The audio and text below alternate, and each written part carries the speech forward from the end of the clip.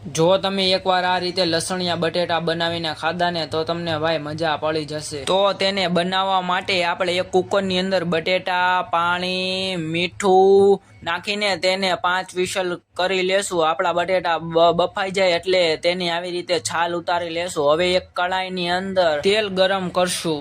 તેલ ગરમ થઈ જાય એટલે તેની અંદર આદુ લસણની પેસ્ટ, 1 ચમચી હિંગ નાખીને થોડી વાર સાંતળી લેશું। પછી તેની અંદર 1 ચમચી હળદર, 1 ચમચી ધાણા જીરું, 1 ચમચી લીલો મસાલો, 1 ચમચી લાલ મરચું પાવડર, સ્વાદ અનુસાર મીઠું નાખીને તેને સરખી રીતે મિક્સ કરી લેશું। તેની અંદર 2 ચૂંદો કરેલા બટેટાનો માવો એડ કરીને તેને સરખી રીતે મિક્સ કરી લેશું। ત્યારબાદ તેની અંદર બાફેલા બટેટા નાખીને તેને સરખી રીતે મિક્સ કરી લેશું। હવે તેમાં 1 પાણીનો ગ્લાસ નાખીને તેને 5 મિનિટ સુધી પાકવા દઈશું।